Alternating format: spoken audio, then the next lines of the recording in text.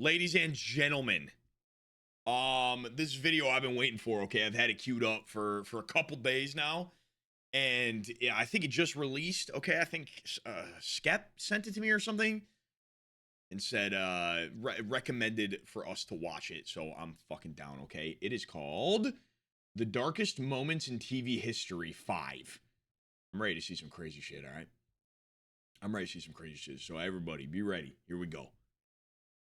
Here we go. Now, which of these ways would you choose to reveal your secret crush on someone? A, would you write that person a letter? It's March 6th, 1995. The as Jenny taping begins Jones on an incident. all-new episode of The Jenny Jones Show.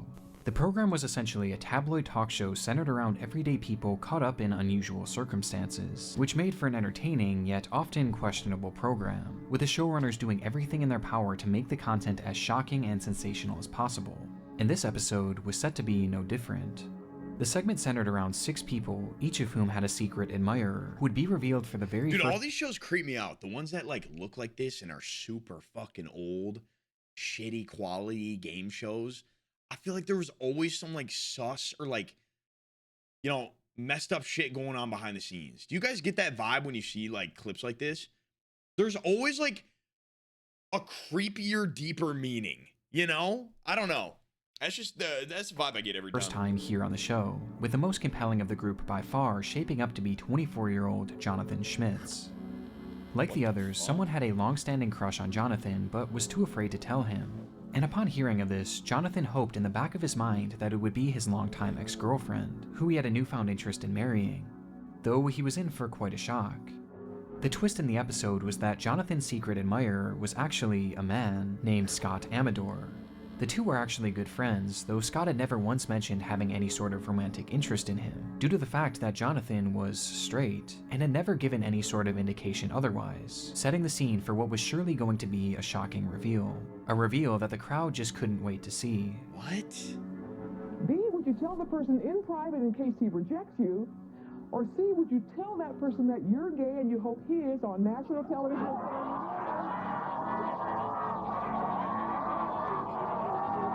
Dude, the crowd's just going. They're just going crazy, dude. Just a bunch of nice dick. Hey, thanks. Just a bunch of like NPCs, dude. Oh no, big cheddar's here. Uh-oh. The host, Jenny Jones, starts by talking to Scott and a mutual friend, inquiring as to how this crush began in the first place. I want you now to meet Donna and Scott. Now, Donna has been helping Scott pursue his secret crush on John. John's backstage. He can't hear us. How bad's the crush? Tell me about the first time you met him. Where was he? Basically, well, he was under a car, working on her brake line. Yeah. And that was your first time? What was your first impression? Well, I only saw the lower half of him, so you can imagine.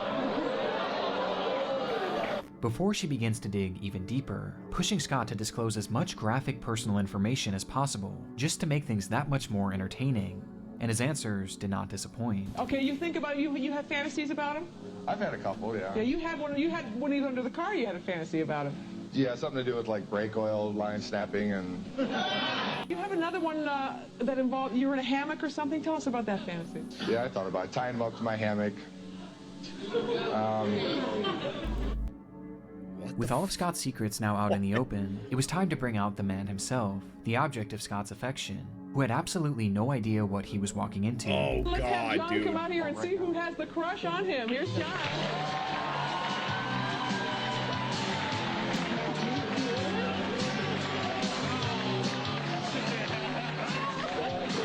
Whoa, bro. Whoa, whoa. What? This was the pivotal moment of the show, the big reveal, and perhaps overcome by the excitement of the ratings that she assumed this would bring her, Jenny Jones could hardly wait to blurt out who Jonathan's admirer truly was. Panda with the gift. Let's go. Did you think Donna had the crush on you? Did I? No, we're good friends. Well, guess what? It's Scott that has the crush on you. You lied to me. Jonathan's reaction was certainly... Yo! The fuck, man? one of shock. But the host wasn't quite satisfied, having one more trick up her sleeve in order to garner an even stronger How does this get, reaction, like, dark, as she you know? gives the producers the cue to replay Scott's segment, where he discussed his fantasies in depth. Before we talk, take a look at, we'll show a little playback of what Scott said about you, John. Take a look at that monitor right down here? there. Well, it entails like whipped cream and champagne, stuff like that. Oh god, dude! Imagine your homie like talking about you like that, bro. Yo, this is like Will getting on stream and talking like this about me, like in a serious way too. Which wouldn't really surprise me if it did happen, you know. But that's kind of like a parallel. And from here, the segment comes to a close, with Jonathan reaffirming that he is in fact straight, thus dashing Scott's hopes of ever dating the man. Did you have any idea that he liked you this much? No. Can you tell us what your status is? Are you involved with anybody, or? No, but I am definitely heterosexual, I guess you could say. Leaving the two to head off stage and deal with the that's messy so aftermath awkward, of bro. a revelation like this, done on a stage like that. But We're watching a video right now.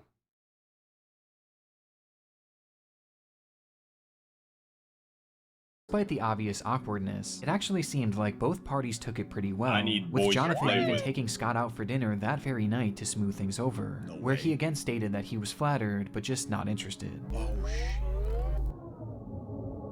However, this civility wouldn't last long. What? 3 days later.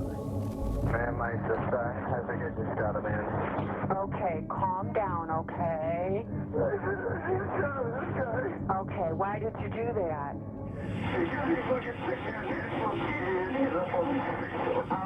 Okay, I want you to calm down. Okay, the gun in the car. Okay, I want you to try to calm down. Okay, can you tell me again why you shot the man?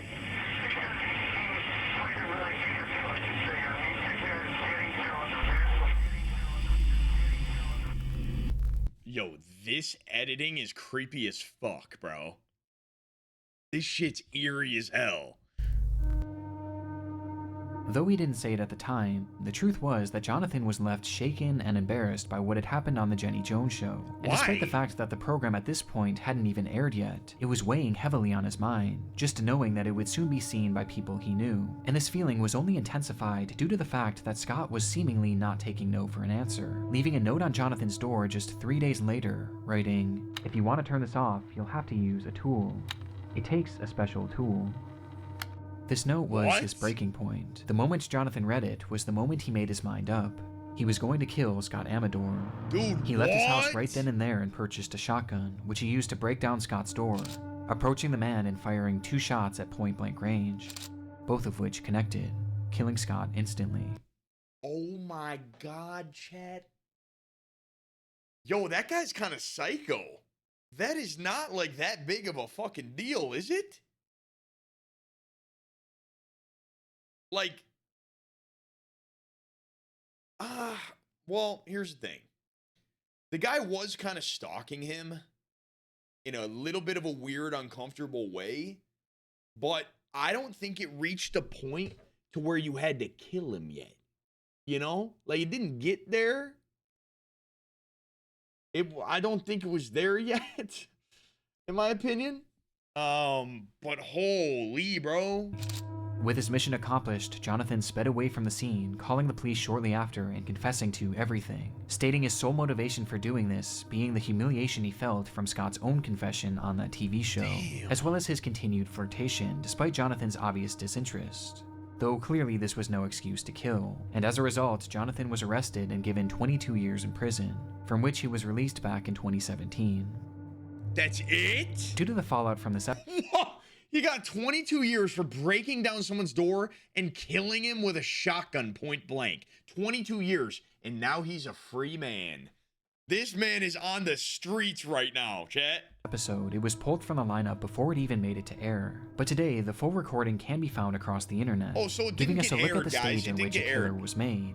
and a scene that has now become immortalized as one of the darkest moments in television history. What a great start.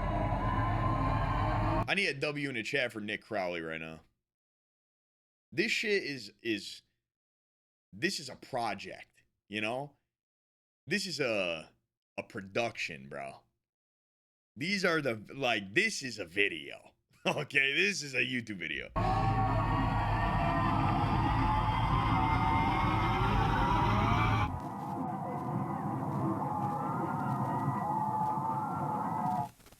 Damn. The internet is a dark place, and lurking around every corner. Wait, this is him? Are companies trying to I didn't steal know he and ever exploit showed his our face. Wait, I thought he was one of those faceless guys. No free promo though. Shout out to you. Get your bag. You know what I 7 mean? 月4号的晚上， What? 一家人正常入睡，到了5号凌晨，意外发生了。 Chad, we gotta read, bro. Hold up. Wait, is it gonna be like that the whole time? On the night of July 4th. Okay, hold on. The family went to bed as usual. By the early hours of July 5th, God, how the fuck do you expect?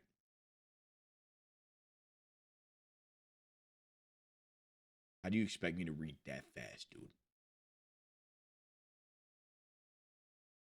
Something unexpected had happened.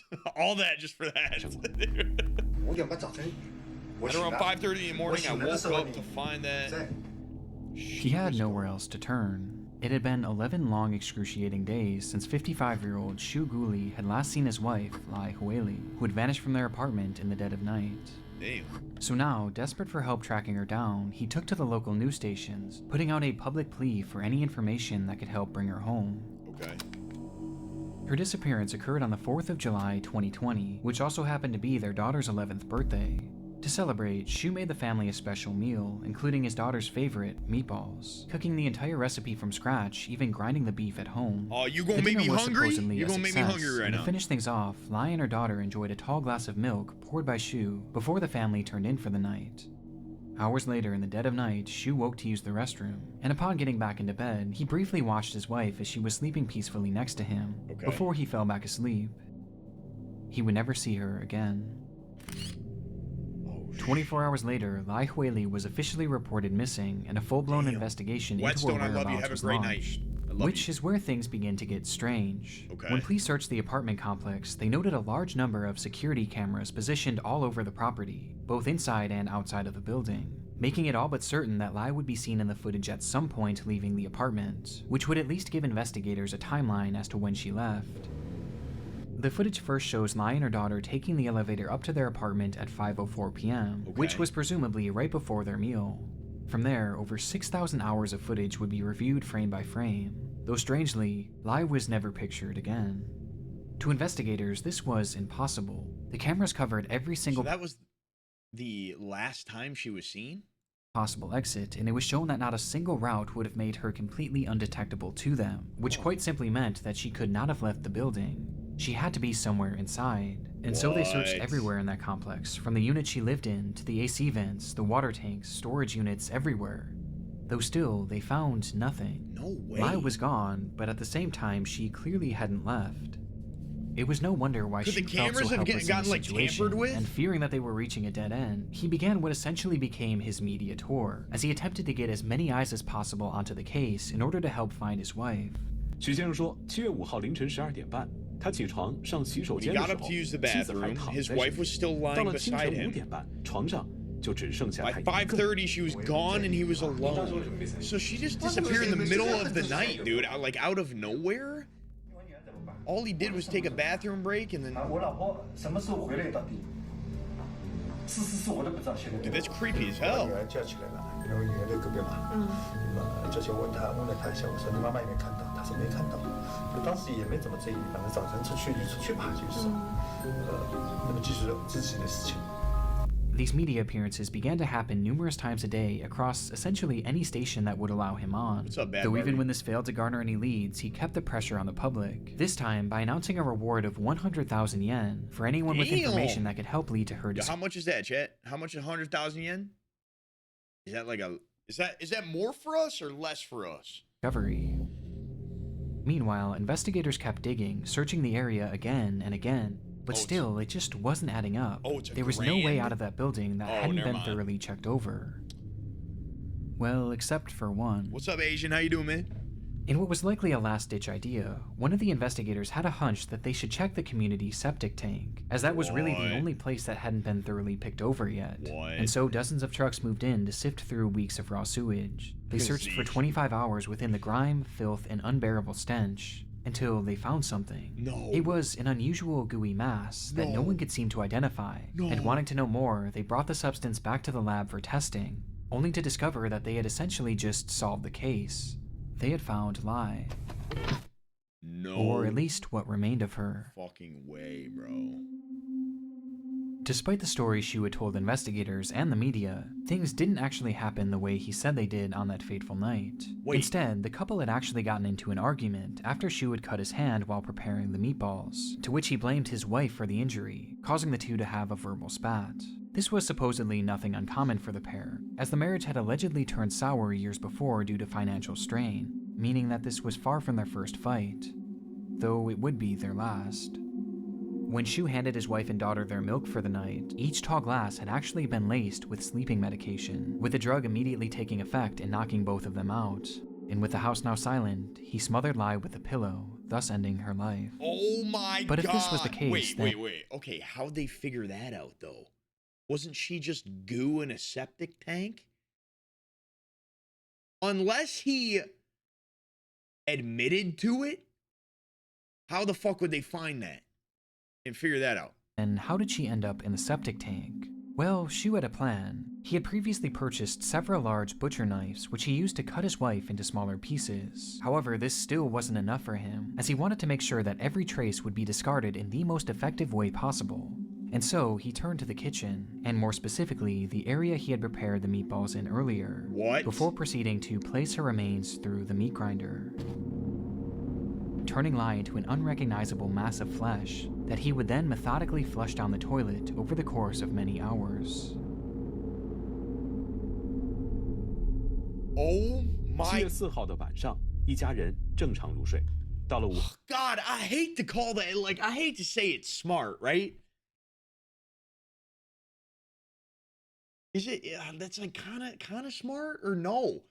Like, there's really just no perfect way to dispose of a fucking body, you know, because they ended up finding shit anyways, all while the daughter was sleeping. Yeah, gave them both sleeping pills, so she was asleep when she was killed, which is good, I guess, right?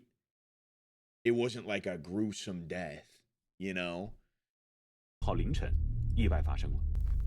5点半早晨，我醒了。 This man just murdered his fucking wife, though, like that. Despite playing the role of a loving husband and even a victim across his television interviews, this man had actually not only killed his wife, but desecrated her remains in a horrendous fashion.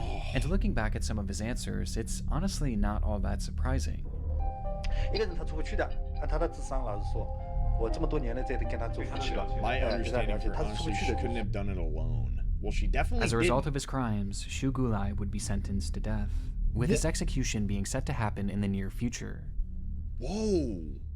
Okay. I mean, W. Oh my, wait.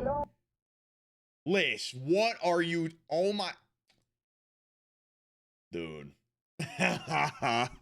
Liz coming in. Yo, you come in when I'm watching a video on fucked up shit? Oh my god. Wait, is your name Bok Choy? Yo, guys, let me get some W notes. Okay, I was doing nothing on stream anyway. Oh, okay. Yeah, guys, you guys are coming in on some late night creepy vibes. All right, we're watching some like kind of creepy videos. This one is called Darkest Moments in TV History, and it's been crazy already. Okay, it's been crazy. My B-Day's Monday. Oh my god. Congratulations. You have made it another year. You're what, 33? Zeke, thank you for the gifted sub. I appreciate it. Thank you. Liz, hope you had a great stream though. How long was the stream, guys? How long did you go tonight? I appreciate that. You could have used multiple public bathrooms. Oh, true. True. That was such a weird way to... That's a crazy way to kill your wife. That's all I'm going to say, okay? Oh, you're turning 25. Jesus. Yeah, that's unk status, okay? I'm about to turn 27. We don't talk about it, though. I'm 23 still. How'd they find out she died? So, Prez, they found her DNA or, like, body in a septic tank. In the public septic tank. That's crazy. My daughter Danny and I say, hello. Savage baby girl, how you doing? Tell your daughter I said hi as well. I don't know how old she is, but September if she's a 27th, baby, 2007. Cameras give her, document an unfolding protest in Yangon, Myanmar, little as extra thousands milk. of people take to the streets to express their displeasure with their government. Okay, the wait, demonstration was I'm part not of... paying attention, bro. What is this? Okay, next one. Hold on. We're about to get back into it. Chapter 3, Kenji Nagai. Oh, God. September 27th, 2007. Cameras document an That was, like, unfolding almost my protest in birthday. Yangon, Myanmar, as thousands of people take to the streets to express their displeasure with their government. The demonstration was part of an emerging struggle later known as the Saffron Revolution, with tensions having risen in the month prior, when the government made the decision to remove subsidies on the price of gasoline, thus causing gas prices to inflate overnight by over 60%, throwing the economy into instant turmoil. In response, this Saffron Revolution began, which was largely spearheaded by the monks of the region, who all preached a peaceful protest, believing that the government would soon come to its senses I mean, when I they saw just that their know citizens because were this is unified like some kind of against them. protest, it's However, just going to be the government bad. showed no signs of letting up. This is going to be In bad. fact, on this day, they had actually begun taking offensive measures, going as far as to arrest hundreds of monks in response to their picketing. For the residents, this display was shocking, as they struggled to understand how their own government could jail these religious figures. But they had no idea just how much crueler they could get. Oh, God, dude. As the demonstrators marched in the street that day, a line of officers announced that they had 10 minutes to go home, or else they would face dire punishment. But the crowd refused to back down, being intent on marching on to let the world know just how serious they were. And with neither side willing to budge, the officers began to fire their weapons, first into the air as a warning, and then directly at the protesters. Oh, God. Dude, it's like a clear-ass video.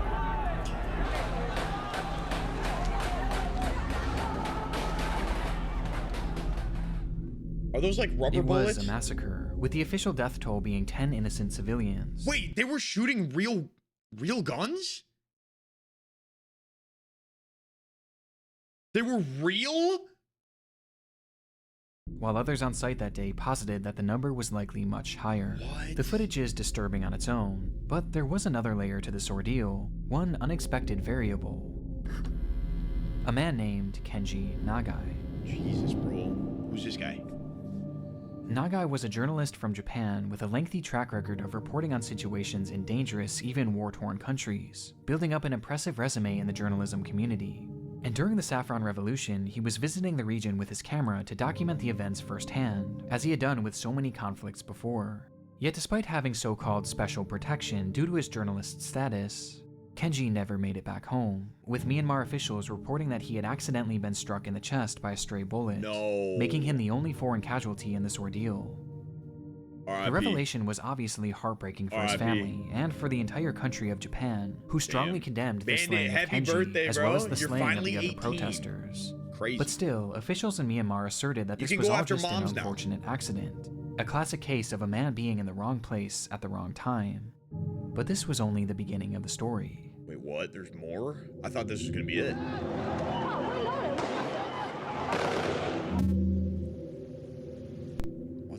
Days later, the Japanese media would receive a video recording of the bloodshed that occurred on that notorious day, when the streets of Yangon turned into a one-sided battlefield, and the contents were alarming to say the least.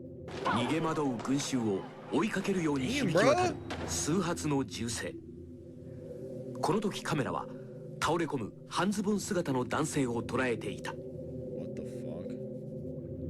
The footage shows a crowd of people desperately running for their lives, when in the corner of the frame you can see a man dressed in white, holding a camera as he falls to the ground. No, is that him? It was Kenji Nagai. No. And he hadn't tripped or even been shot at this point, but instead, he was seen being pushed by a soldier. Wait. A soldier who now pointed his weapon at the man who was now lying helplessly on the ground, and fired a shot directly into his chest, leaving him there to die.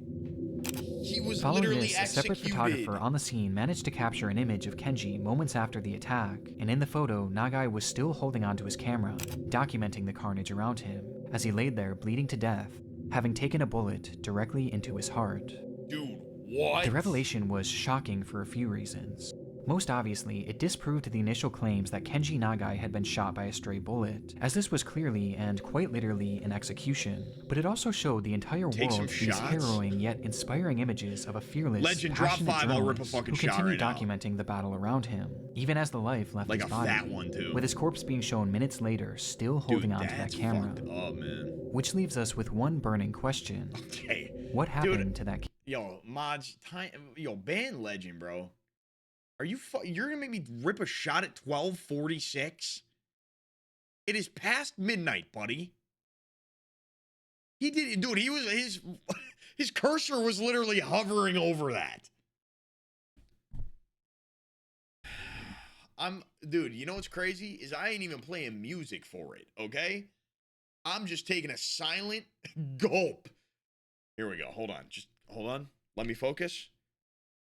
Happy place. Happy place. Okay.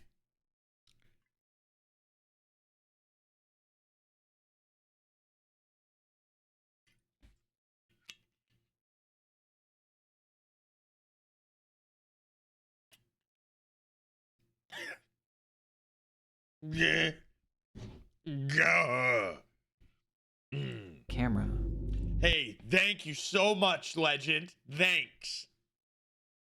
Rypez, thank you for the 27. I love you. Ray?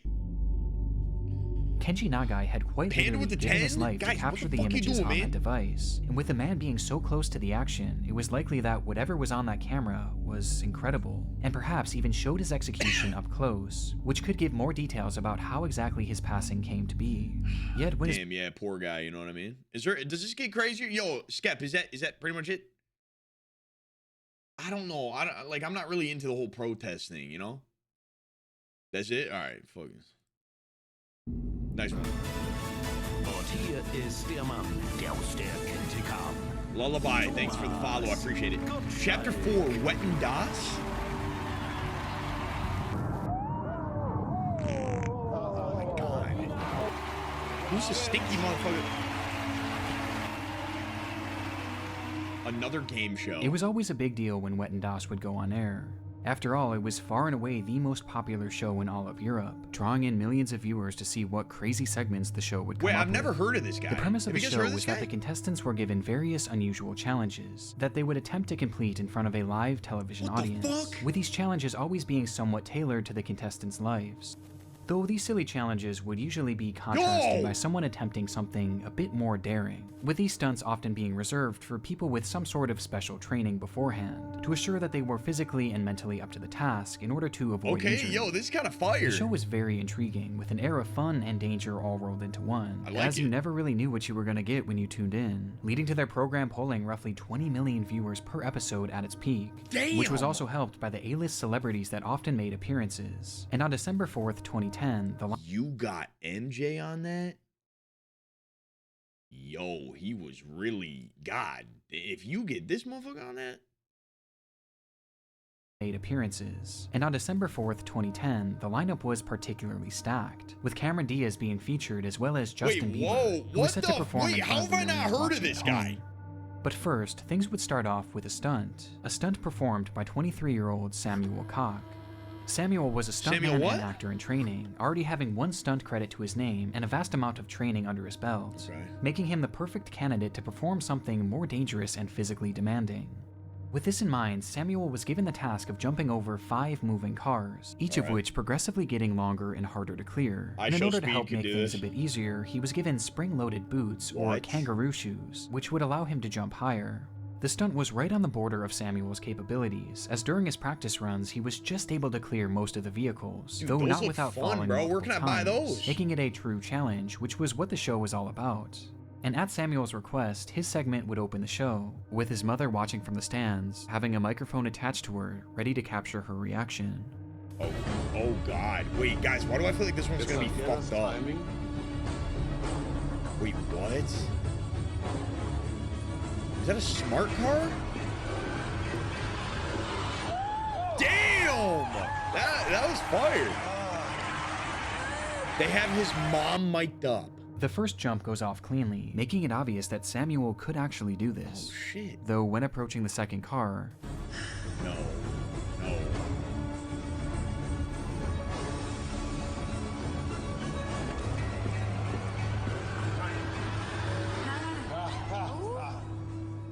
Samuel bails out, feeling as though something wasn't quite right with his approach. This meant that he would now have to execute the next 3 jumps without fail, or else he would lose the bet. And with the pressure mounting as the third car approached, Wait, what?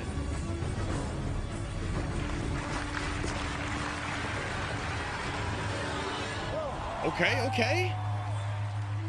he nailed it, leaving him just 2 jumps away from winning the prize. Though waiting for him inside that 4th car was a surprise. The drivers of these vehicles weren't just employees of the show, they were actually people Samuel knew, all of which had been good friends of his up until this point. Okay. But for the 4th car, with the pressure already on, Is anybody it would like be a his little own father nervous? behind the Yo, wheel. he's building this up so well, bro. I'm nervous as shit right now. They both look at each other from afar as Samuel raises his hand and his father raises his back. As the two begin towards each other, Wait, his dad? as Samuel raises his hand, it would be his own father behind the wheel. They both look at each other from afar as Samuel raises his hand and his father raises his back. No. As the two begin towards each other. Oh no. Why you building it up like this, dude? Dude, this car isn't much bigger than the other one. No, dude, no.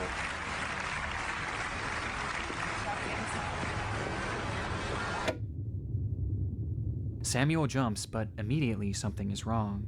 He's just a bit too low, causing the back of his head to make contact with the windshield. From the footage, it looks like just a graze, so insignificant that you might miss it.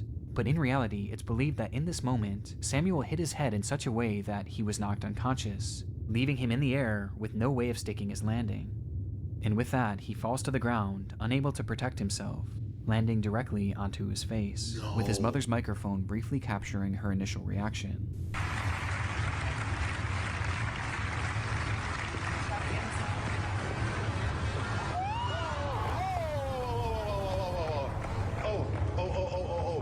Wehgetan? Nein. Sofort den Arzt, bitte. Sofort ein Arzt. The camera cuts to one of the judges, whose face tells us just how bad the scene is. Samuel isn't moving and is totally unresponsive. Even as his mother runs from the stands to comfort him, he doesn't move an inch.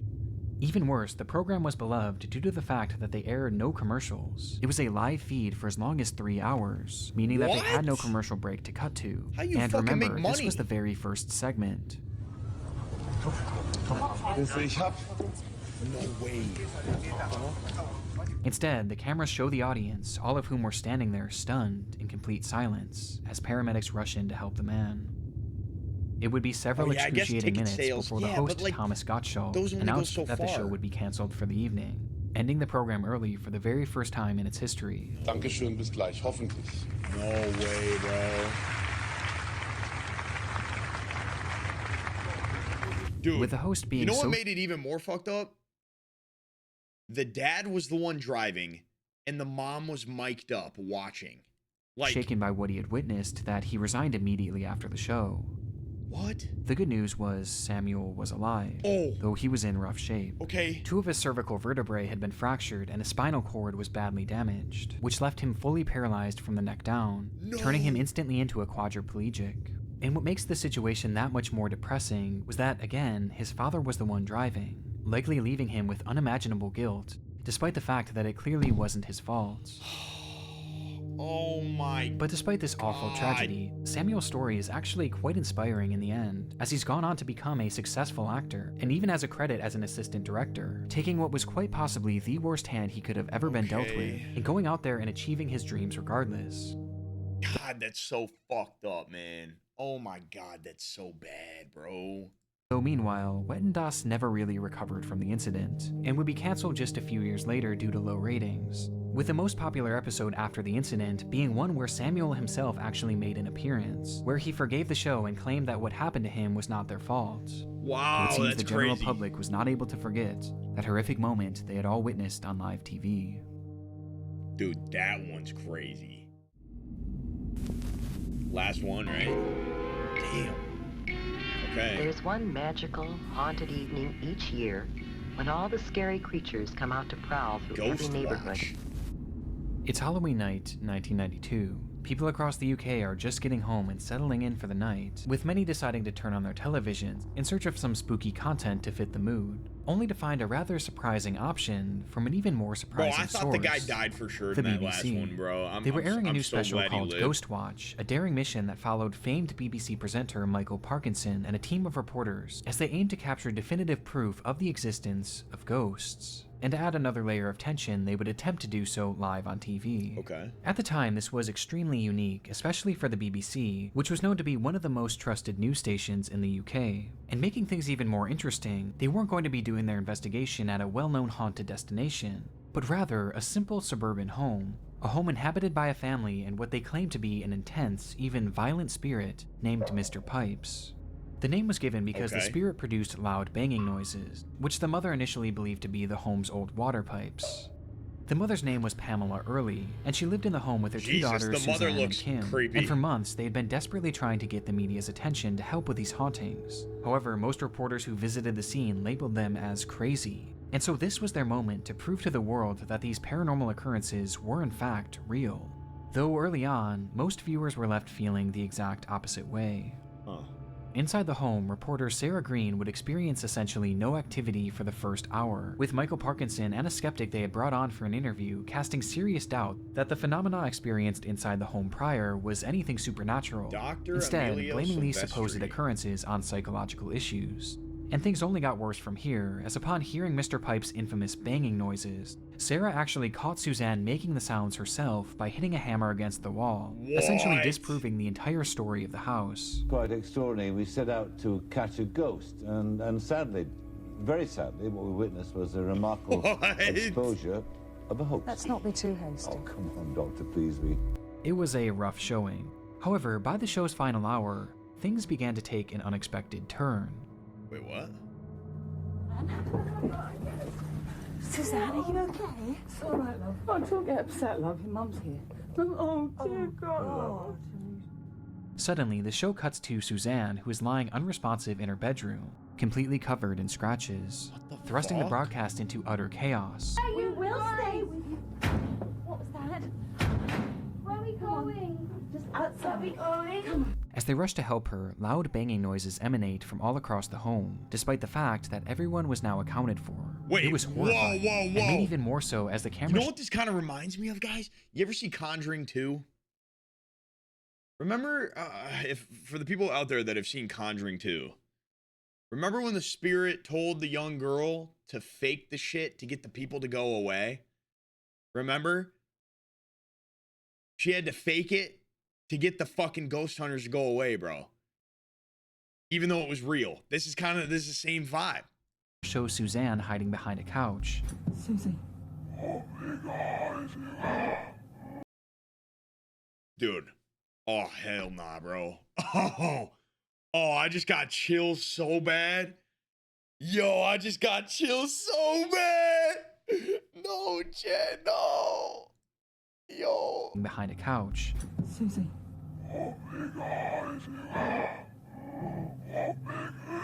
Stop it! Stop it, Susie! Where she begins to speak in a low, unrecognizable voice, almost as if she was possessed. Now, in case you haven't caught on yet, Ghostwatch is a work of fiction. The entire show was actually a staged, pre-recorded movie, with everyone you see here being actors, except for Michael Parkinson, who was actually a presenter of the BBC, who was used to make the movie look as authentic as possible, in order to terrify the viewers. In fact, the show had even started with a brief disclaimer, explaining that this was all going to be a staged performance.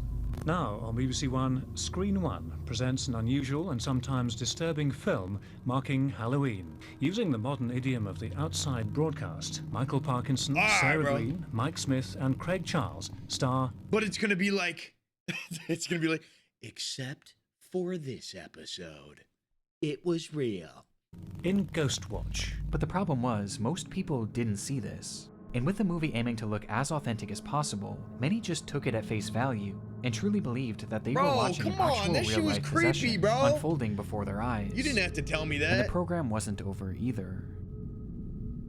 I won't spoil too much of the film, but from this point on, everything is chaotic and extremely tense, leading to the revelation being made that through this program, they had essentially just performed one massive seance, which left each of the 11 million viewers watching at home supposedly susceptible to demonic possession, with the program ending with Michael Parkinson himself becoming possessed. Okay, dude. When you assure me that my wife is safe, we have got an emergency generator. Whether or not we can bring it in, I don't know. Going. Auto keeps working. Round and round the garden, like a teddy bear. After which the camera shuts off and Ghostwatch comes to an end.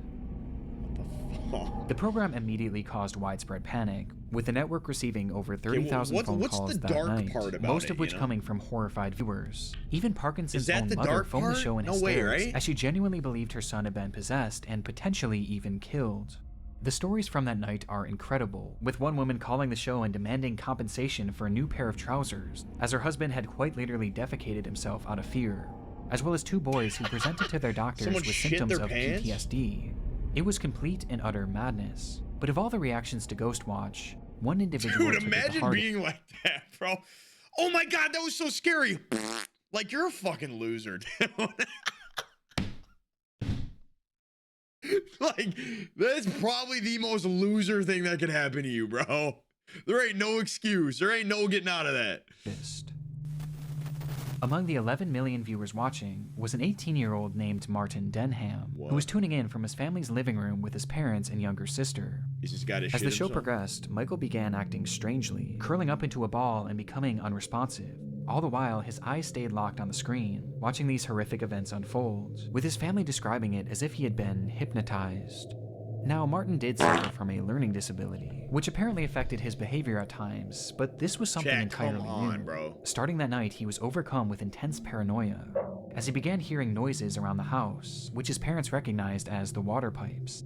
This explanation only increased Martin's fear, however, as this was the exact excuse the mother had used on Ghostwatch to initially explain the paranormal phenomena. Wait, what? And so each time he heard these deep thudding noises, he believed they were coming from Mr. Pipes, with a spirit infiltrating his home thanks to that cursed show that he still believed to be real. Over the next few days, Martin refused to spend any time in the dark, and even asked to switch bedrooms as he believed Mr. Pipes was hiding in his walls. But nothing could alleviate his panic. It was all just too much.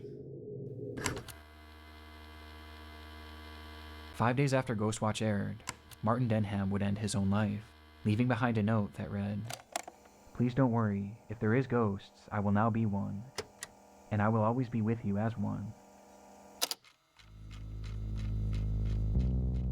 Ghostwatch was created to provide a viewing experience that was as realistic as possible, and unfortunately in this case it succeeded a little too well, thus causing the show to be banned from broadcast in the UK, where it has never aired since.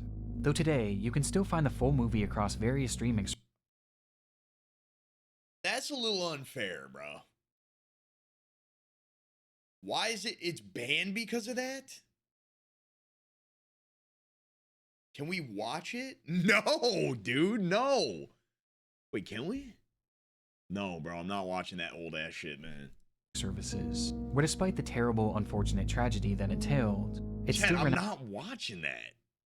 No, dude. Someone in the chat is gonna get possessed, bro. Renowned as an integral part of horror history, while simultaneously being remembered as one of the darkest moments in television history. Damn. W video, bro.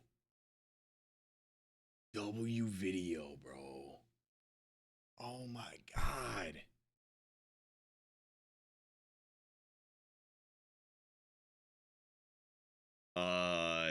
Damn, man.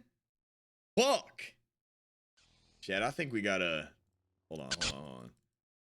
I think we should watch another one. I don't know how you guys feel, but I think we should watch another one, bro.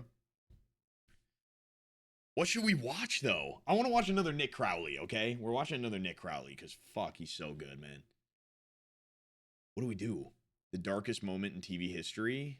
No. Internet's darkest corners. The children's TV show, The Dark Secret. I kind of want to watch another one of those, the TV ones, bro. Music first? What music? What do you mean?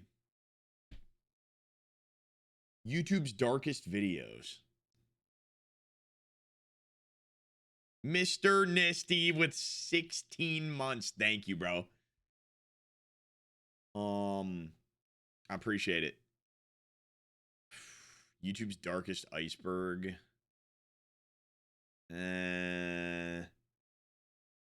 All right, chat. Damn, I don't know what to do, bro. These are all like really good, you know? These are all really good, bro. Let's do the YouTuber who vanished.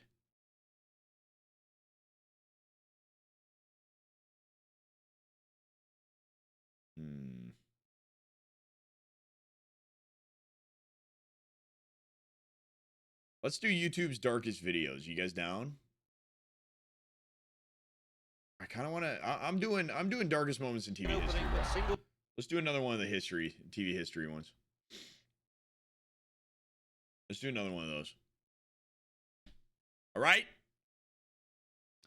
Doing unsolved mysteries. This one's only 30 minutes, so we'll see what happens. You know what I mean, chat? You know what I mean, chat? Brings it away for Bradford. Okay, disclaimer. The following program contains scenes. Yeah. Guys, trigger warning. You guys know. Okay, I feel like if you're here, you're aware. All right. There's only Ellis with him at the moment. I love you guys. He's played it straight to Redford. And an offside flag this time. The Bradford City incident. Saturday, May 11th, 1985. A soccer match is underway in Bradford, West Yorkshire, England, between the visiting team Lincoln City and the home team Bradford City, a group riding the high of having just won their divisional championship in the week prior. This was the season finale for the club, one last match for the team and the fans to cap off what was otherwise a historic run. However, it wasn't just the season that this game would mark the end of. At the time, Bradford City played their matches at a site called Valley Parade Stadium, with the facilities growing a reputation around the league as being incredibly outdated. Where did they say this was? Downright neglected. I missed the awnings that. that stretched over the fans were made of old rotted wood, while underneath the stands were heaps of old trash that would pile up all throughout the season and rarely if ever be cleaned. The whole place was a mess, and the city knew it too, which eventually led to their decision to just rebuild the stadium completely. Wait, where's plans being Bradford, set to guys? tear the whole thing down soon after the game would end. But as it turns out, fate wasn't willing to wait quite that long. Damn. Within the stands, a spectator was watching on, enjoying a cigarette, taking one last drag before flicking it out of his hands, eyes still locked intently on the game, failing to notice that the cigarette butt had slipped through the floorboards of the bleacher and landed on the ground below. No, it landed this in the almost trash. immediately caused a small fire to break out, which was noted by the commentator John Helm. Oh my god, he set all the trash on fire, bro. We've actually got a fire in the stand on the far side of the ground. Shit. And that looks very nasty indeed. Despite the cigarette only being dropped a minute or so before, the fire was already visible from the stands, as within that old stadium was the perfect makings of a disaster. Damn. When that cigarette fell to the ground, it didn't just land on the grass, because the grass was likely not even visible at that point, and was buried under mounds and mounds of garbage. Garbage that acted as the perfect kindling for the blaze. No, bro. And that wasn't all. Remember, one of the main sticking points of the rebuild was the fact that the awnings that reached above the fans were made entirely of that old wood, meaning that you had heaps of kindling, tons of wood, and now a spark, with the final fatal factor being that it was a windy day. Oh god. It was the perfect storm, and the results were devastating. No! These quite astonishing scenes, and I've just seen the police leading a couple 1 minute later. All right, well, everyone's on the field, right? 2 minutes later. God damn! The black ball of smoke is rising. Oh God, the thing's gonna be down, bro.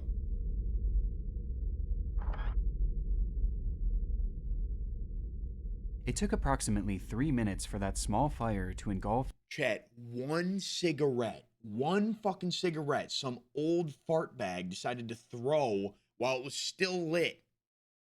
The entirety of the stands. Oh my As the God. black smoke billowed into the sky and the crowd desperately rushed to the field to get away Damn, from the heat. dude! And the whole place is scorching.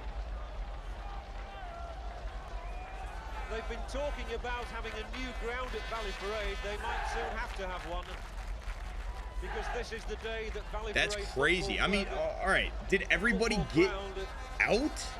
It's burning down. The footage is highly disturbing, so much so that I can't show the entire thing. But during this time, however, a radio broadcast was on air, with the audio giving us a good idea of just how chaotic the scene was, and the moments when the blaze really erupted.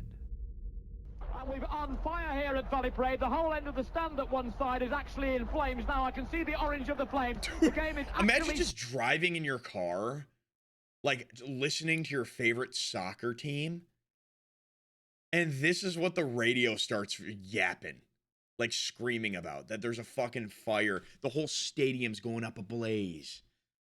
stopped here at Valley Parade, and people are running around. They're running around beside us. They're running around all around us, and people are saying, get onto that pitch. The whole stand is on fire, Tony. It's an absolute, and it's spreading quickly. There's going to be problems, Tony. Let's get all those people out of there. Let's get those people. Just take your time. Don't rush. This Don't is crazy, push. actually. Wait for the kiddies. People are coming round us. You can hear the heat. The smoke coming everywhere. We are going to have to disconnect very shortly because it really is flaming all the time. We're taking a break. We're getting out of here. In the stands that day were approximately 6,000 people, and based on the footage, many of whom were able to run to safety very quickly, which gave a sense of hope that the ordeal might end in minimal casualties. Though there was another side of things. What? Those who chose not to run towards the field opted to go the opposite way, as there was an entrance and exit located directly behind the stands where the fire had started. Don't tell and me. when the crowd managed to make their way to this exit, they were met with a disturbing revelation. The gates were shut, and those that were open or busted open were also blocked by slow-moving turnstiles, some of which being locked themselves. And as the crowd began pushing more and more to get through these turnstiles, it in turn led to a crush of humanity, with everyone piling on top of one another as the fire slowly consumed them. No fucking way, bro.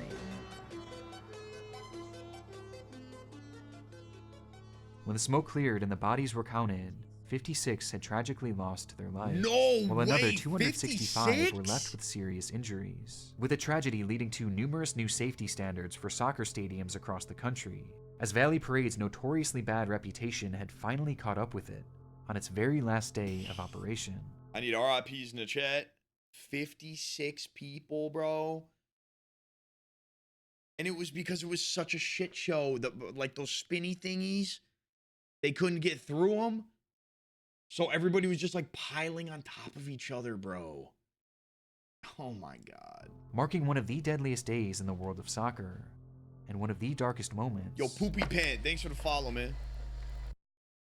in television history. That's crazy. Bodies are being dragged away from that stand. That recorded the man's actions as he was taping a special program. Oh my God!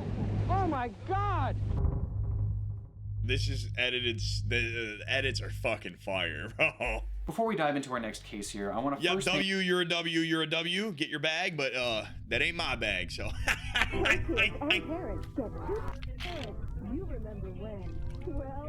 Balloon Priest. Okay, next one. The world of television is no stranger to death-defying stunts. From the very beginning of broadcasting, viewers have been captivated by the sight of people risking their lives to pull off these seemingly impossible spectacles. But while most of these performances are done by trained professionals, perhaps one of the strangest television stunts ever performed was one done by a man with hardly any training at all. Adelir Antonio de Carli. I love you, Corner. Thank you, bro. Born in Pelotas, Brazil, Adelier felt a calling early in his life to dedicate himself to God. This eventually led to him becoming a Catholic priest, where he developed a deep connection with those in his community. To many, Adelier was considered a man of the people, someone who had a passion for religion and a goal to make it accessible to as many people as possible, which is where he developed the idea for his most infamous project. Near his home in Brazil was a popular port city named Paranaguá, which saw the import and export of a vast array of goods, making it a central hub for truckers to drive to and from on a regular basis. But Adelier began to realize that for these truckers, the vast majority of their lives were lived on the road, and this rarely, if ever, allowed them to practice their religion. This revelation inspired Adelier to start putting together plans to build a chapel at a trucker's rest stop right in Paranaguá, which would allow for drivers to stop and worship while on the road.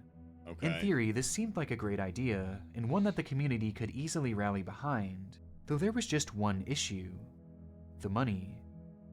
Building a chapel and maintaining it was not going to be cheap, and far exceeded what was possible with just his salary, making the whole thing seem like more of a dream than anything, unless he could somehow find a way to raise the funds, which is when he had the idea.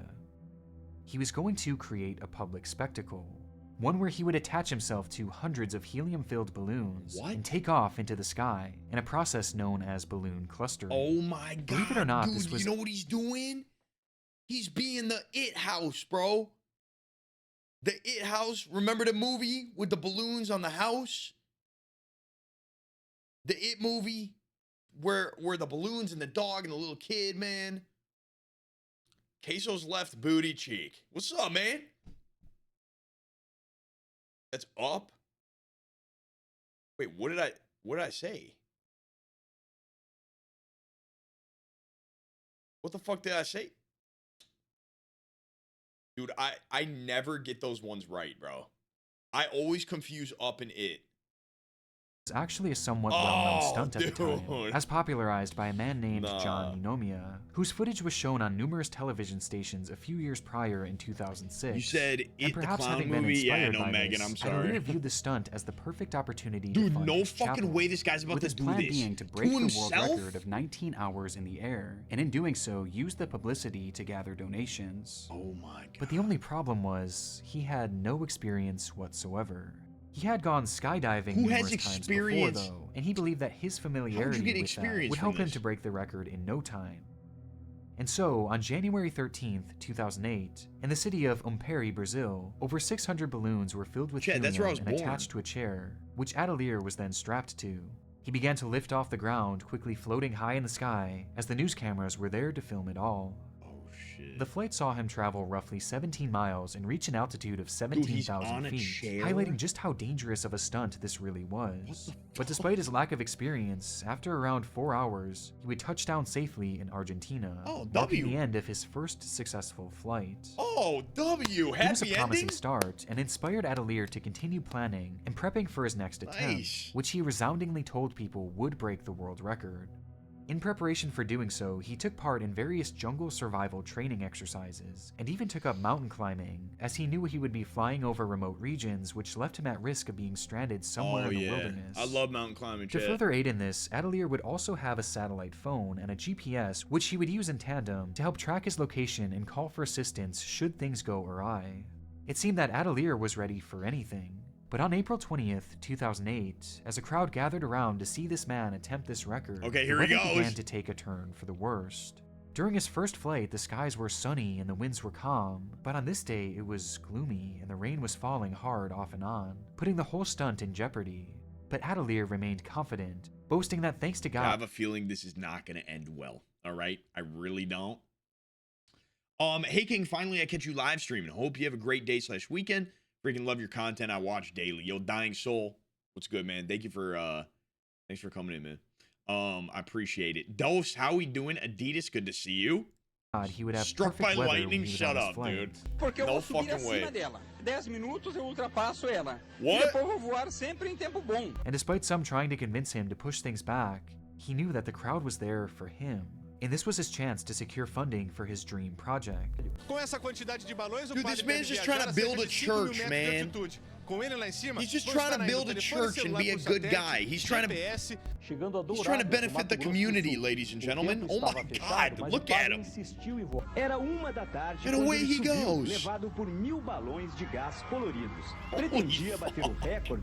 with that, he was off, soaring quickly into the sky, where he eventually disappeared into those thick rain clouds. Oh no. For essentially all of his flight, those clouds made it practically impossible to see the man, which was further exasperated by the fact that this time he had used 1,000 balloons, as opposed to 600, which brought him to an even higher elevation, this time touching almost 20,000 feet. But just because he was out of sight, that didn't mean that we couldn't hear from him, as he would soon call down to a local news station to share a somewhat concerning update. What do you say? I need to get in contact with the staff so they can teach me how to operate this GPS here to give the latitude and longitude coordinates, which is the only way that someone on the ground can know where I am. Dude, this man is just lost in the stratosphere. Like, he's gone. He's just somewhere up there floating around. Nobody can see him. Why would you do this on a cloudy day, bro? I don't understand. Despite dedicating countless hours of training before the flight, there was one thing that Atelier had failed to prepare for: the GPS, as he was never shown how the device actually worked, and he only... Yo, that's on you, brother. Yo, I hate to say it, that is your fault, man. The fuck you mean you didn't prepare the GPS? Realized that he had no idea how to operate it once he was already at his peak altitude, meaning that he was essentially flying blind. The course he had set out on. Where did he go? I need to see like his 400 miles inland to a city named Dorados, and by his prior calculations, the wind should have still been taking him at the very least in that direction, which for a moment gave him a sense of calm, as he trusted the preparation even if he didn't know his exact coordinates. But after a few hours, as the moon began to rise, so too did the panic within Atelier, as he caught a glimpse of a strange sight on the horizon: the ocean. No.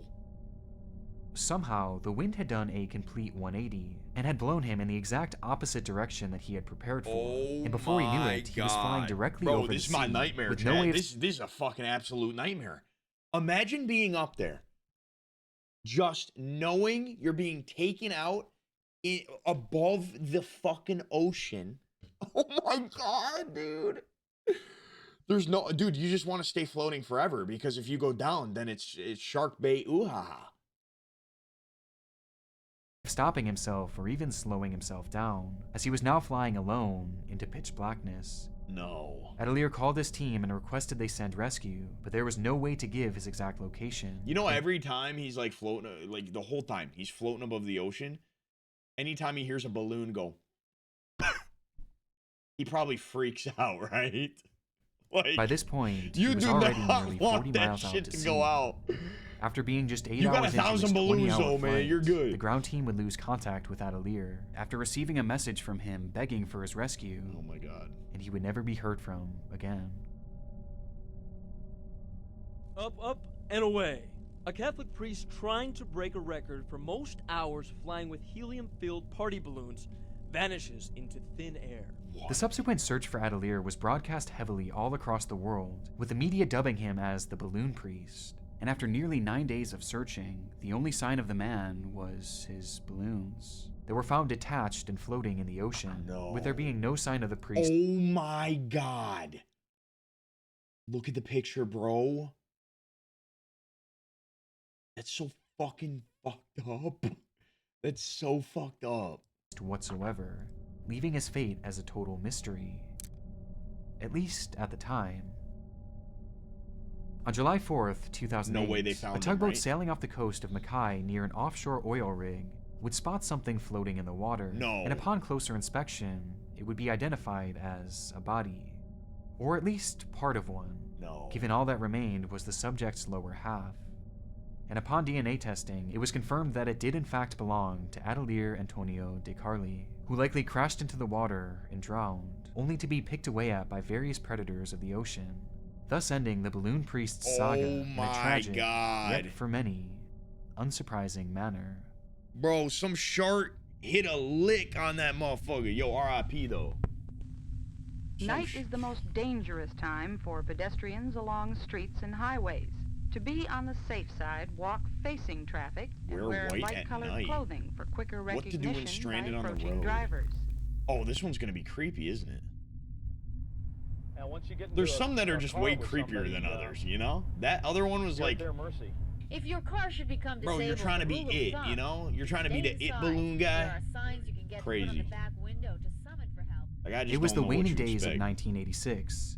News station NBC7 San Diego records and broadcasts a PSA segment about safety on the roads, and specifically what to do if your car breaks down at night.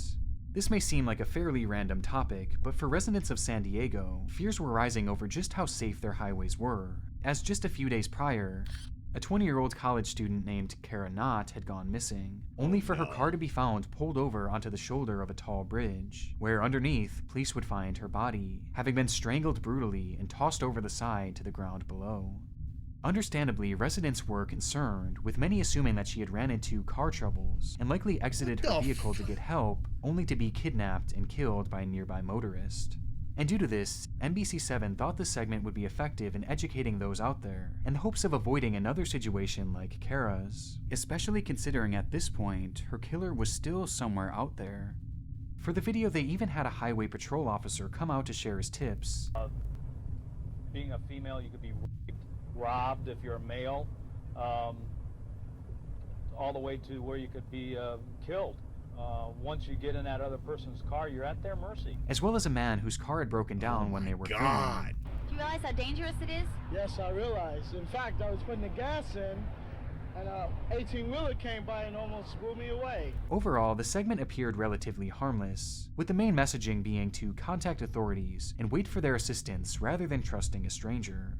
But still, this did little to calm the public's nerves, as paranoia rippled through the community, and speculation began to run rampant on who was responsible for Kara's death, which is when disturbing allegations began to emerge. Following this report, 24 separate women would come forward to share their bizarre encounters that they had had on that very same road in which Kara was found. The girls claim that they were pulled over by a police officer who interrogated them in their cars for upwards of 2 hours. What? And the questions being asked during this weren't even relevant to the alleged violations they had committed. Instead, they were more personal, sometimes even sexual, as if the man was trying to seduce them. What? And it got stranger from there, as when looking into that cop's work record, it was discovered that he was on patrol the night in which Kara had gone missing, and he just so happened to be working that very same stretch of highway. And making things even more concerning was the fact that underneath Kara's fingernails were traces of what appeared to be fabric that matched the material used to make police uniforms. Oh my god, and hidden in the officer's trunk was heavy rope, with it eventually being revealed that Kara had rope marks around her neck, implying that that's how she was killed. But what does make these accounts so important and so relevant to the topic at hand was the fact that the officer being named by every single one of these women was a man named Craig Allen Pyre. Spotting pedestrians. Why do I feel like I've heard this guy's name before? Craig Allen? A car with somebody, you're at their mercy. Because if you do decide to walk, the CHP says you never know who you may meet along the road. Anything could happen. Is that him? The very same officer that was shown in the local news report. That's him, bro. No shot. It would eventually be revealed that on December 27th, 1986, Craig Allen Pyre pulled over Kara Knott, flirted with her, raped her, strangled her, and then threw her body off a bridge. Only 2 days later appear on this PSA and try and teach the public how to avoid being kidnapped and killed alongside of the highway. All the way to where you could be killed.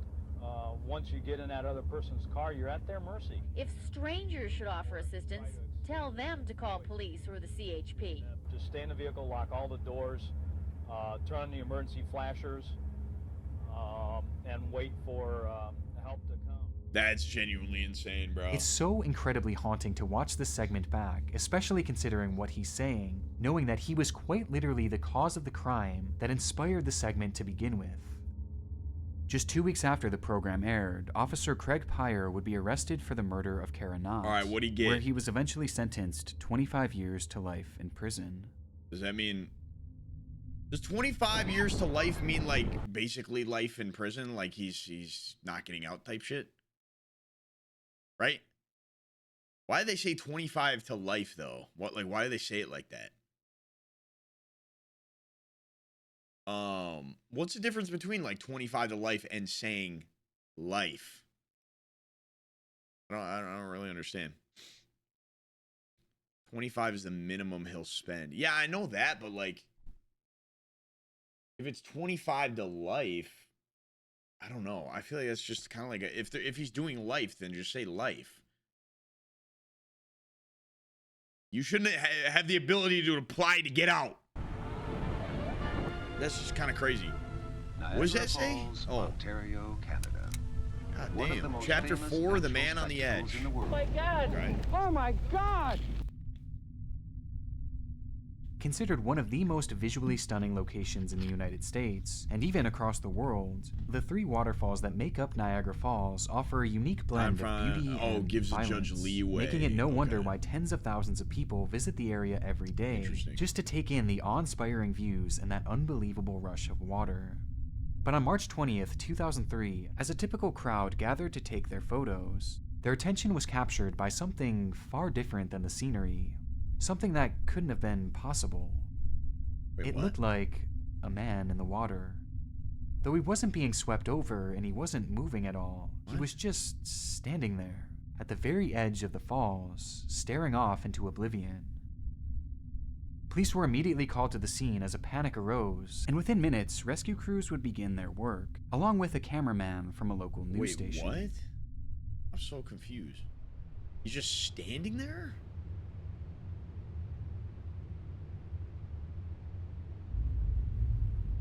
Okay. You're a little weird, but alright. The footage shows what should have been an impossible scenario, as an unnamed 48-year-old man was standing at the edge of the most powerful waterfall on the planet, he's just vibing. Somehow staying balanced and remaining fully calm, despite being just 1 foot away from dropping over 180 feet to certain death. What's the problem, right? He's unsure good. of how the man had ended up in the water, or how it was even possible for him to stay upright. Rescue workers sprang into action with 2 men, Pop Moriarty and Gary Carella, sliding into the water and attempting to walk towards him. Okay. But even for them, the current was just too much, forcing them to almost immediately turn back, while the man yelled to them that he was losing his strength and to not let him go over. What? To aid in the rescue, a helicopter was sent in to try and airlift the man up, but immediately the force of the rotors began to create strong gusts of wind, leading to this. What? Leading to what?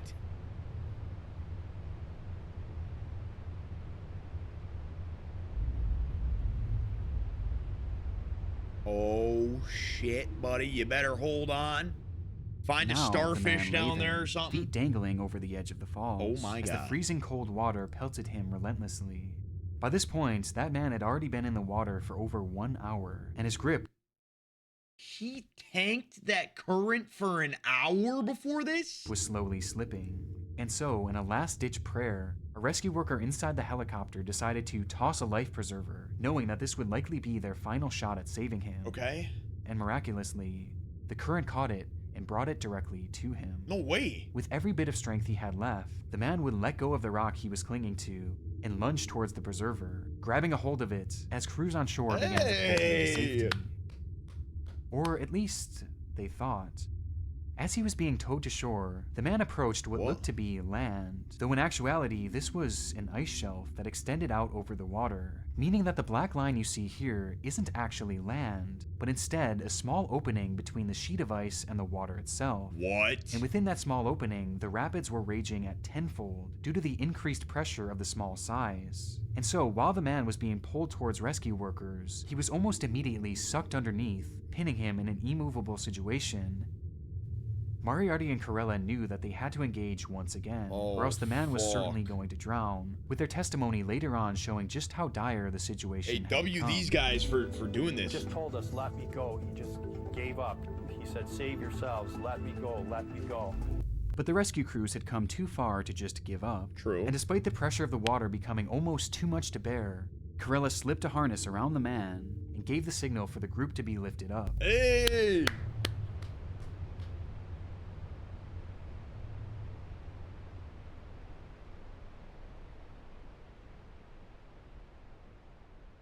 W, bro.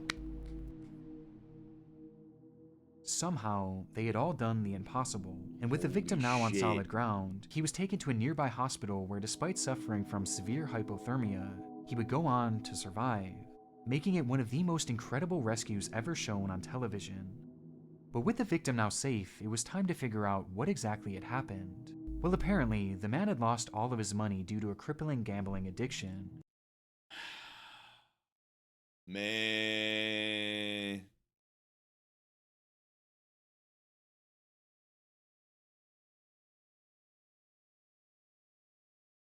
That's not me, bro. What are you saying?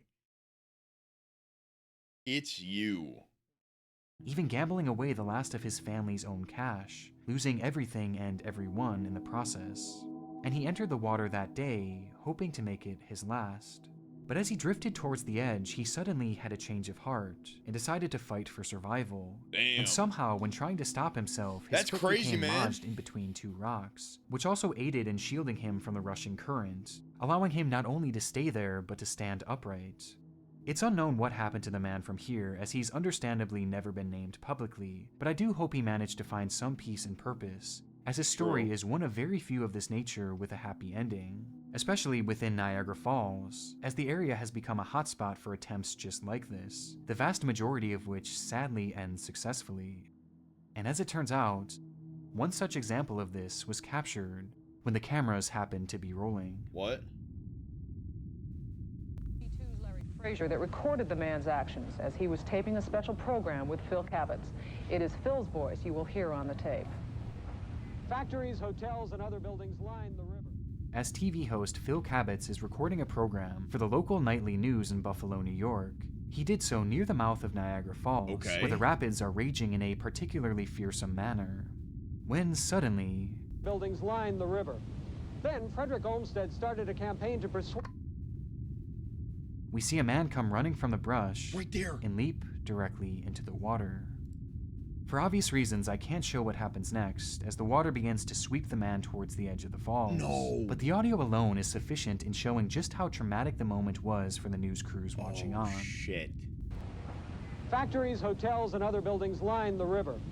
Then Frederick Olmsted started a campaign to persuade New York to buy the land. Oh my God! Holy! Oh my God! Oh my! Oh! Damn, bro. As they watched in horror, the man was dragged to the edge and then swept directly off, going over head first and standing no chance of survival. According to the report, the man was never identified and his body was never found, likely having been pinned by the impossible force of the water at the bottom.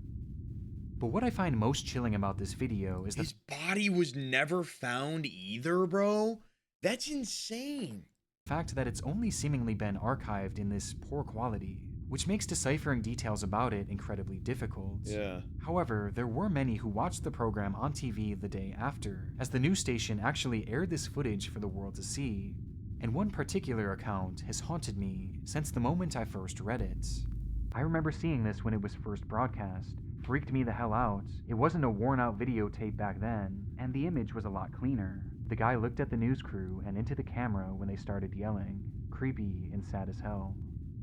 Despite being known for its beauty, there is a dark side to this amazing location. Damn. And one that has become, and likely will remain. Yo, you probably heard them, like, reacting somehow, and, like, was looking at them the whole time he was just swept over, probably. Bro. No stranger to the world of television.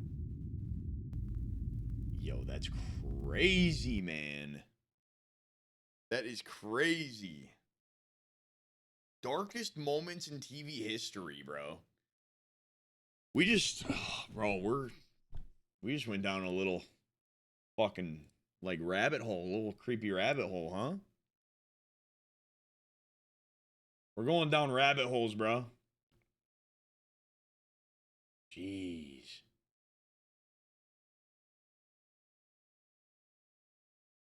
All right. One more short one. You guys down? Do you guys like these little rabbit hole, like, kind of vibe sessions? I know it's, like, kind of fucked up, but... let me see. Let me see.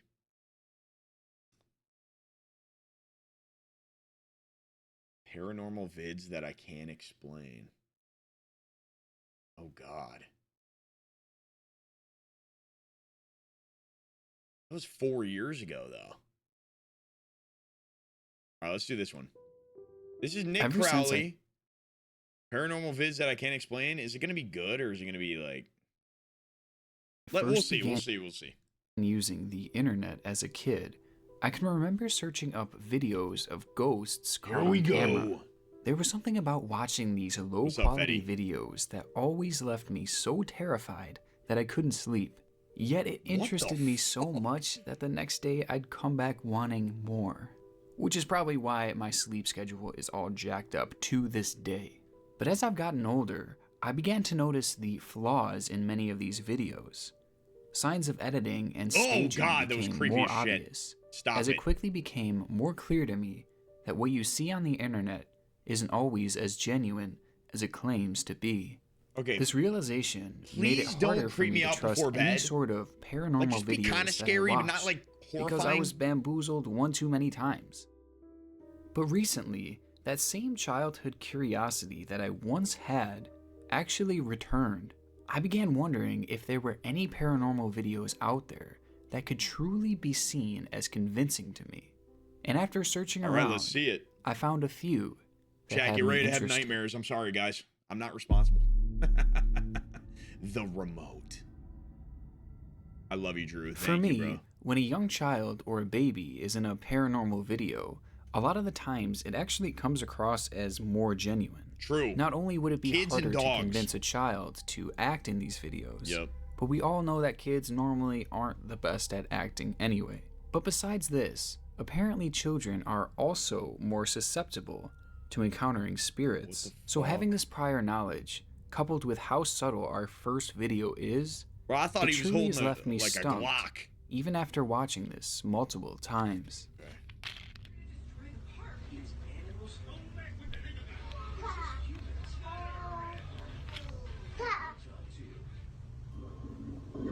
When no one takes your fun seriously? What? No.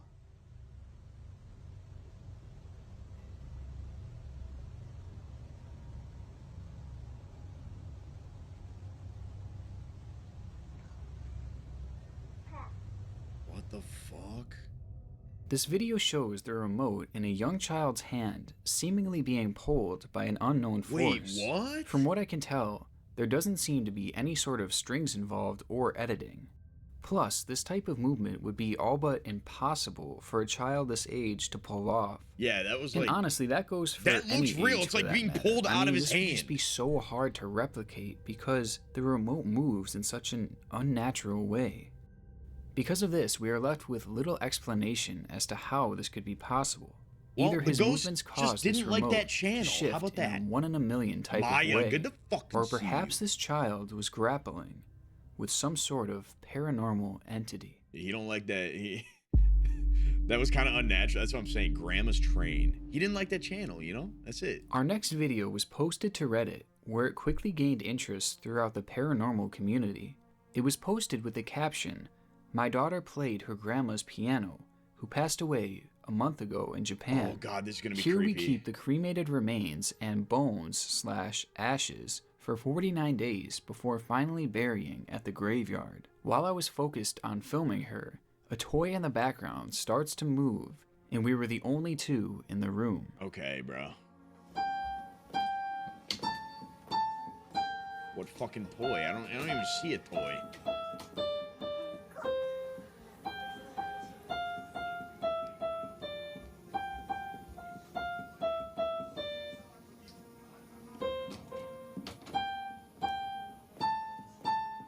Okay, bro. Well, there it goes. Yay, that was good. Good job. This one is especially interesting to me because at first I wasn't a believer in it.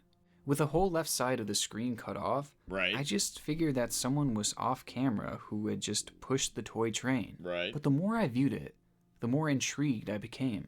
And that's because of the pace in which the train actually moved. Just looking at it, its speed isn't really consistent with it being pushed along. At one point, it looks like it even hesitates and then picks up speed. That makes it doubtful to me that it could have been pushed. Also, what the fuck? Despite initially thinking weird. that it could be one of those toys that you pull back and it moves forward on its own. Oh, I remember those things. I'm starting to think that it's less and less likely. I mean, every time that I've used a toy like that, it always makes some kind of noise, and it's very distinct. Do you guys remember those toys? Yet You guys ever have this one was those? completely silent. We don't hear anyone wind it up, and we don't hear the mechanical parts in the toy moving as it propels forward. I don't think it's an RC, Sure, bro. there could be other explanations for this video, but it certainly turned out to be more authentic than I initially thought. Miami too. And I think I was so Off the reluctant tables. to believe this at first, because it really seems too good to be true. Interesting. Okay, the baby. I made a point to mention earlier how it would be difficult to fake videos that involve kids. Yep. Because let's just be real, they aren't really good actors. But when it comes to infants, well, those videos would be just about impossible to be faked. And this video is a good example of that.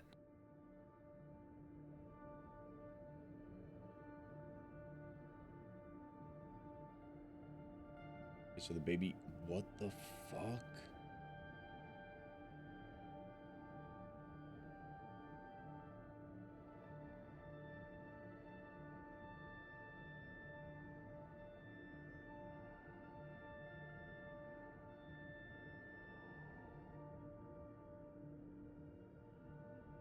Baby's just like trying to sleep and it's like yanking its leg over the crib.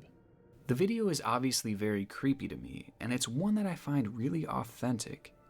I highly doubt that the caretakers of this baby would tie something around the baby's legs and cause them to move like that. That's what I'm saying. Because honestly, that would probably constitute as child abuse. So I'm convinced that whatever is happening in this video is not staged.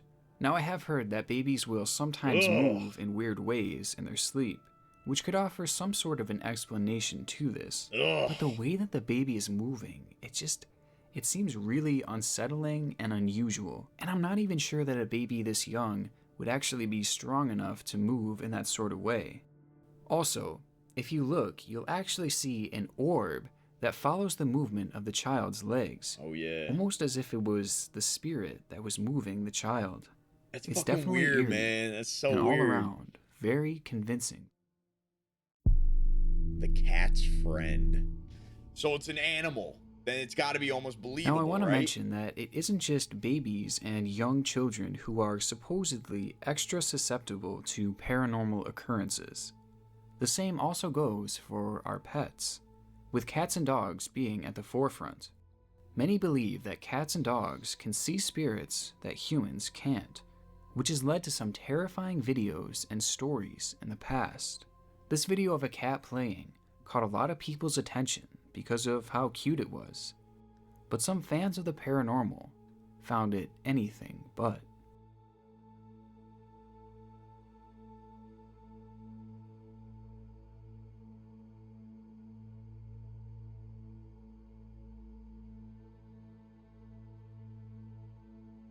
What?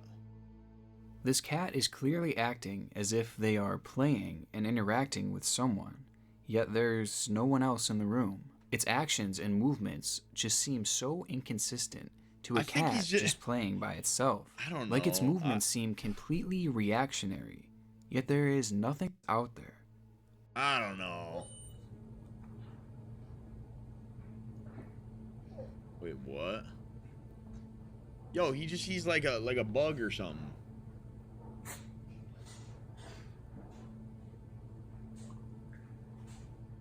What the fuck?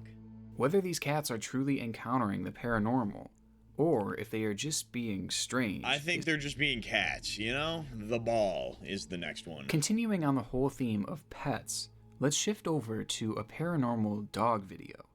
Living with dogs my whole life, they never cease to give me heart attacks at the most random times.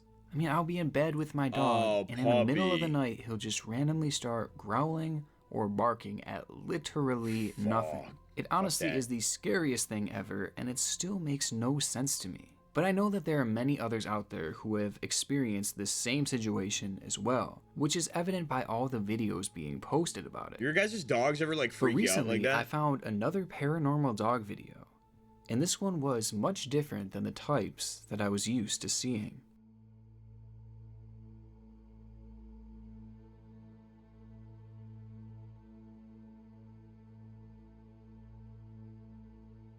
What?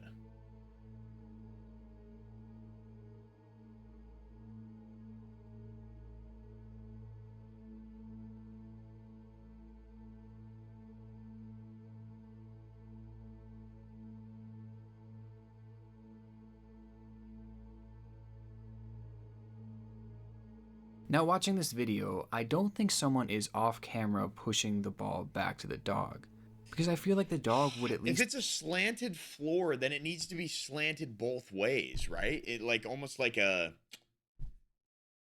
he's in like a little crevice or something. Because how would it go that way, but then also when it goes over here, just go back down that way towards the dog? Just acknowledge the person, you know? Like if I did that to my dog, he'd be looking at me and then looking at the ball, and it would be a lot more obvious if there was another person there. Now you could say that maybe the floor is just uneven, and that's why the ball is rolling in such a way. But how uneven would your floors have to be for the ball to move like that? I mean, at what point is that not just a safety hazard? But then there are small moments like this, where the ball just seems to be pulled away or moved in and how would you even wrap a string around a ball, bro? An unexplainable manner. And the way the ball rolled back at the very beginning of the video, it just seems way too extreme to happen naturally. So all in all, this video has me... I don't know, weird Costco ghost? One of the most common things caught in those videos that I watched as a kid... Dude, fuck off. Stop showing me this shit. I hate this creepy ass looking apparitions. Shit. I don't want to see that. Full-body ghosts just being caught walking around or standing in a creepy spot. What was that? And almost all of them were clearly fakes. With the power of editing now, it's just too easy to fake these apparitions. But recently, I found a few videos that were actually kind of convincing. This video was recently taken on a security camera in a Costco's parking lot and shows what appears to be some type of apparition heading towards the store. Okay.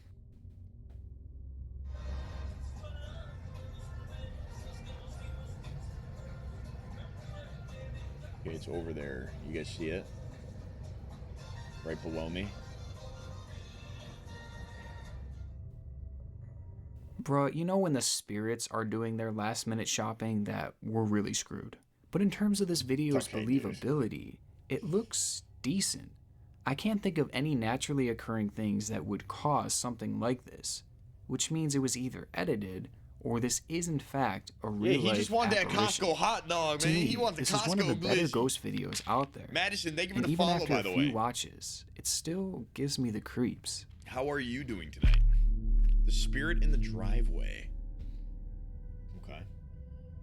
Our final video also captures a supposed apparition on camera in someone's driveway, except this one is much more obscure and in many ways I think more believable. Okay.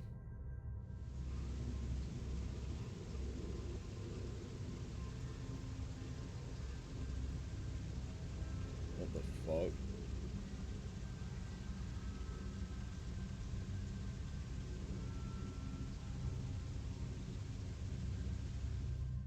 What?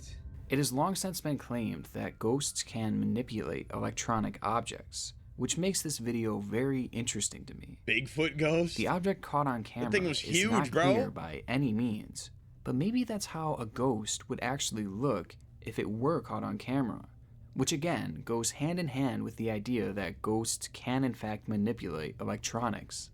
I don't think this could be any type of bug flying across or crawling across the screen, and it certainly couldn't be a person or an animal. I don't know. It looks like it almost looks like a glare on the lens or some shit. Is that it? Ever seen. All right. All right. So, dude, his videos over the past 4 years have improved so much. Because that was from 4 years ago, dude. Like, compare that one to the TV moments we just watched. Like, literally insane, man. Crazy, bro. Hey, shout out Nick Crowley for bringing that entertainment, man. I like that, dude. We just dove into some deep, scary, creepy shit for like an hour and a half right there. Going down a little bit of a rabbit hole, but I mess with it. So if you guys want to do that more, I'm super down.